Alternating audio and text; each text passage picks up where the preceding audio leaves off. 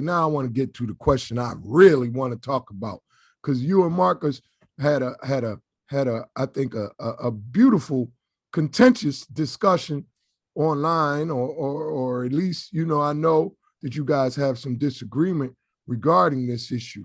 Antoine, I'm gonna ask you first, because I don't know where you stand on this. If you got a kid that's a star at a place like Camden or Roman Catholic or St. Francis or DeMatha, is it better for that kid, if he's a sophomore or junior, to be playing 28, 30 minutes a game at his local school, or to come off the bench at a place like IMG or Montverde and play, say, 10 to 12 minutes? If it was your nephew or a kid that you cared about, how would you advise a kid facing that kind of decision?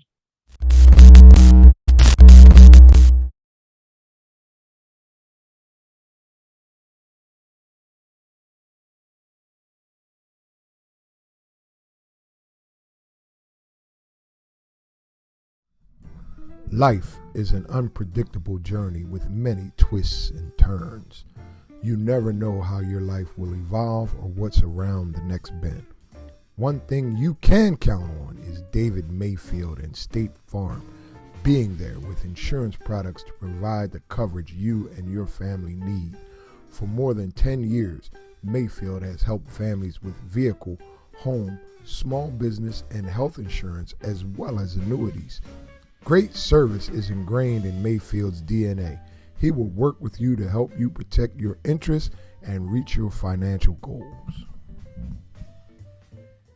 Now, whoever say that it's better going to Montverde to play 12 minutes a game, I understand it. I understand why you say that, but I'm going to Why you understand it? Why do you understand it? Well, it's just easier. I mean, it's just an easier train toward the where you got to go. I mean, it's right there. Everything that you need is in your lap. All the resources. You just got to work a little harder doing it the other way. But I'm from a school of, if you're good enough, they'll find you. I'm sorry. I just think if you're good enough, they'll find you. It's 2022. Like, if you're good enough, you're good enough. There's no secrets out there at that level. Nah. And you gave an example. You said Roman Catholic. That's still Roman Catholic. Like, two kids left Roman to go to Montverde. They did. They had just finished their sophomore year. In my opinion, they just ill-informed on the landscape of how this thing really works. You don't have to leave. This is Roman Catholic. Let's not forget, this is still Roman Catholic. Like, this is Philadelphia. This is a plethora of talent and a plethora of resources where you don't have to necessarily do that. You gonna tell me they wouldn't have found Jalen Duran? He still wouldn't be a top 5 lottery pick. Well, these kids, the kids that sparked this discussion were top 5 across the board, Rivals, ESPN, all of that, across the board when they made the decision. They were already ESPN. One's number 2 and the other one's number 3 in his class. So, Marcus, why is it a good thing for those guys to be coming off the bench at those places instead of dominating at St. Francis or Poly or DeMatha, somewhere like that? So for me, I can't speak for you guys wherever you are.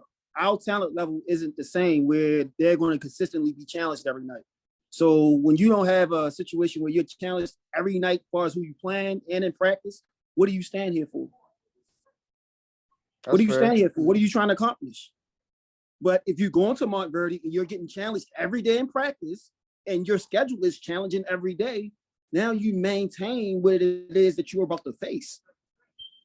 But how do you get to be number 2 or number 3 in the country out of 500,000 kids? Come on, Dal. We know how this goes sometimes. Like them kids, 168 and 169. There's plenty of 6'8", 6'9" guys. That early is all potential. It's all potential. So they have high ceilings. They both have high ceilings, and they both are on the process of being somewhere to make money soon. But at the end of the day, you still have to maintain that. Like, same way they could stay at St. Francis and it works. Same way they could stay there and it not work.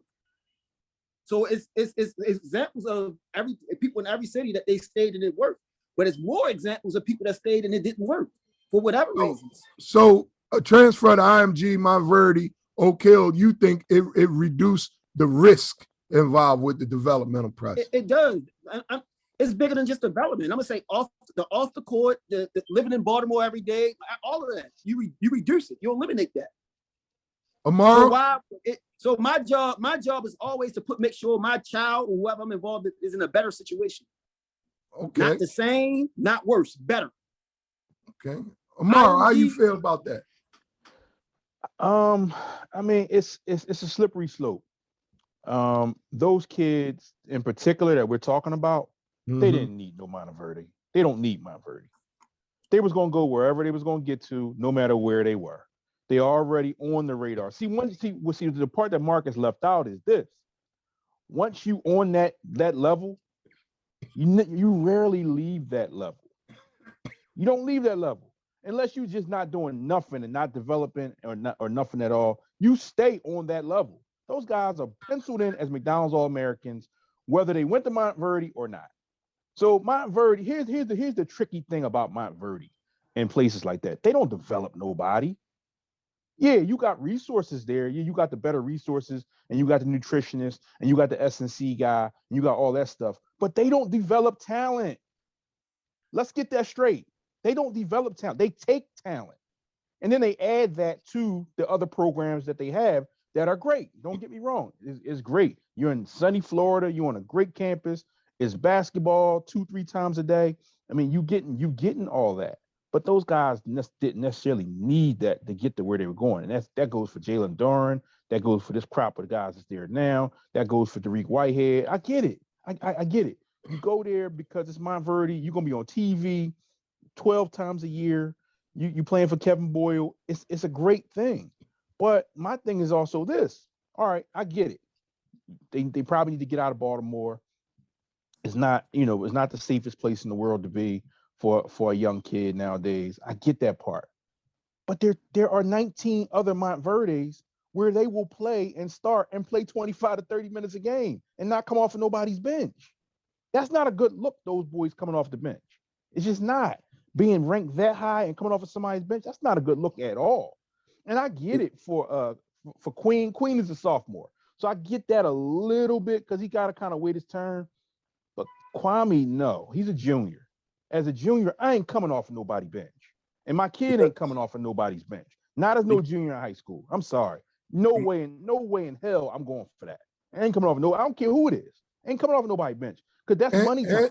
Antoine, you wanted to chime in? No, because this the caveat to it, right? You play 12 minutes a game coming off Montverde and you go to UCLA or what so have you. But they already have those offers. And those offers are real for those kids. But let's just get to the root. Let's just stick to actual basketball. You still don't understand basketball because you ain't get the reps. Let's just break it down to 1+1. You don't think Roman Catholic or you don't think Rick Brunson is teaching these kids how to play basketball? Nick Miles. I mean, I think they do a pretty good job. But that's what I'm saying. It has, for me, it was nothing to do with the coach. It was nothing to do with the program itself. I coached at St. Francis, so I know what the program is. So it has nothing to do with them. It's more so the personal part. Dirk has developed mentally, physically. Dirk got a lot of maturing to do. Kwame, it was nothing else for him to do at Poly. Sam was gone. Why would he stay at Poly? For what? But Amauro's point is that it's Montverde versus every other situation in America. I agree with he said. So he could have went to St. Tommy Moore. He could have went to Oak Hill. He could have went to any other place. So yes. He had to be Montverde. But my point was they had to get away from their situations. For reasons not for. But what about the core question of coming off the bench? Is that an ideal situation because it's Montverde? It should help them. It should motivate them. So for me, the way I look at it, if they are who they say they are, when they get to the summer circuit, they should dominate. Because now I didn't had a whole summer of sitting. A whole season of sitting. I'm hungry. That's what it should do. Mark. So the telltale is on the other end for me. That shit set Justice Williams back. I was about to say the same thing. That shit set him back. That shit hurt him. That shit hurt him. It hurt him bad because but then right, what about Derek? Derek came off the bench and Derek got crazy in the summer. Derek went there in 8th grade though. Yeah, But he came off the bench. But I mean, he went there 8th grade. He's a Montverde kid. Like you can't really, if that mom made that decision in 8th grade, she must have had a lot of reasons. She wanted him out of Newark. Yes, I get that. She wanted him out of Newark. But we're talking about stars, kids that are top 5 at, Roman Catholic, St. Francis, DeMatha, Camden. What are some of the other schools you would place in a Roselle Catholic? Kids there. You got your next tier after those basketball academies. Those are like those European style basketball academies. The Montverdes, the Sunrises, the Arizona Compasses, the other joint out Arizona, the ones out in California, your La Lumieres, all those places. It's about 20 of them all around the country now. And those are basketball academies. Right. Then you got the next tier of your Catholic schools around the country, your Catholic or private schools around the country, where you're not boarding, you're going and you're living in that town or wherever, and you're going there. Your St. Francis, your Romans, your Christ the Kings in New York, St. Edward's out in Cleveland, Ohio, was always been a powerhouse. Schools like that, your Newmans, your Newman Gorettis, your Emoteps, which is a charter. But that's a whole different ballgame. That's more public. But right. Then you got your Emoteps, you got your Camdens, you got your what Poly was before my man left, and what Lake Clifton used to be back in the day, in places like that, in Baltimore, and you got your schools like where Wilson was in DC. Your public schools that are powerful, that send guys to college. That's a whole different sector. So you got places where you can go and do well and get to where you need to go. Problem is, in certain situations, some kids do need a change of scenery. They need it. They need to get away from it, get out of their environment, and go wherever they're gonna go. In some cases, what you don't hear though is sometimes it don't always work out at them places. It don't always work out. We've had a couple cases, very recently here. We got a kid that just left one of those places, and he's just come back to Roman Catholic. He was there a couple months. We had Lynn Greer that was at Oak Hill for a month or two, maybe. I think less than 2 months, and he came back. It's not for everybody. It's not.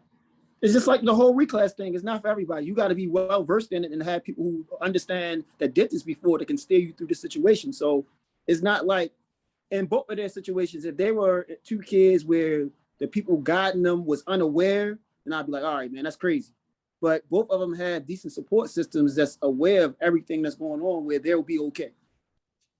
That's what it is for me. Like when you look at kids, I look at them case by case. What do your support system look like? Because at the end of the day, the talent is the talent, but the support system in this situation is very important. Because if they misguided, do you think they would be better served starting at Oak Hill than coming off the bench in Montverde? I think that's Amauro's point.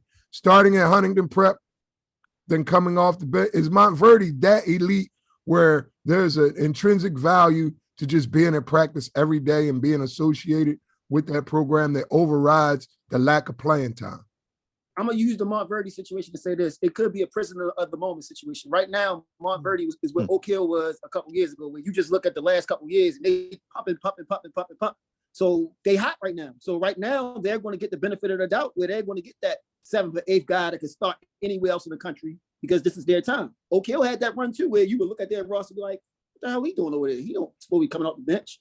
But it's always a prisoner of the moment. Same with public schools. I mean, same with, like you said, them second tier schools sometimes. Think of, like, I'm going to say Dunbar here. Dunbar always had 2 starting 5s when they were good. And those guys, the second 5 could go anywhere else in the area and start. But they chose to go there because of tradition, the winning, the experience. You knew what you was going to get. And this is how it was. So it's always like a prisoner of the moment situation. Yeah, it's crazy because what happened with Oak Hill, if I was Oak Hill, I'd be pissed. Because, Nike, Kevin Boyle kind of moved from St. Pat's down to Florida and opened up this powerhouse. And pretty much, I ain't going to say put Oak Hill out of business, but he put him in the rear view. Yeah. Because of he's got better facilities, because he's in a much better location. I mean, Oak Hill in the middle of nowhere, up in the mountains in Virginia. Yeah. So, I mean, and because of that, Nike now favors Montverde. It just is what it is. Right. Because and Kevin Boyle kind of has checkmated Steve Smith at Oak Hill. And Yeah. they've been battling like that for all these years, being both Nike programs, Kevin Boyle being at St. Pat's all those years, and now for the last however many years he's been at Montverde. I mean, ever since I think Kyrie Irving left St. Pat's, I think the next year or the year after that, he's been at Montverde. Yeah, that's right. So I mean, it's one of them things where they just kind of put Oak Hill in the rear view. I mean, you know, y'all seen it with Melo coming out of Baltimore. He left his senior year and went to Oak Hill. You know, and a lot of guys did. You know, Oak Hill was like a 1 or 2 year situation. Though. It was never a guy. They never had sophomores and stuff like that at Oak Hill. It was always a guy would go there for 1 year. They had to clean up their academics or whatever it was, and they went to Oak Hill for their senior year. Or maybe you had a junior that was there, but it was never a sophomores. That's just as a sophomore, that's tough. That's tough to be at a place like that for 3 years. It's just tough. But I mean, and justifiable. Dirk may not stay there all 3. He could. He may not. We don't know. But I think even with this year of him, the way he's been, what's going on with him. I think this is probably the best situation that could have happened for him because it's going to help him in the long run. It's going to make him mature. Yeah, I can see that. I mean, just being the few times I was around Derek, he definitely was like a big immature kid. He was a big baby. So I could definitely see that he needed some growing to do, just like all young kids do, though. Yeah, it's not a bad thing. That's what I'm saying. It's not a bad thing at all. He's a true 15-year-old kid. Like he's not a 15-year-old kid turning 18 with his mentality. Like he truly is in the development stages. All right. I'm glad we had that discussion. I think that this is something that, you know, really only affects very few kids, but I think the dynamic of it, you know, really exists at any other level. You know, we've had kids from, you know, the suburbs want to come in and play for Imhotep, you know, and if they stayed at their place, you know, they'd be the man out there, but they come off the bench in Imhotep. So, you know, I agree with all you guys in that you have to take it on a case-by-case basis. But I at the end of the day, it's hard for me to think that, you know, any kind of off-the-court experience trumps actually playing in some of those national games that these guys are playing. I would try to find a place where the kid would actually play in the game. Maybe you have to come down a notch, but you don't have to come way down. Like Amauro said, you know, it's about 20 of them out there, you know. We just seen it this past weekend. All right.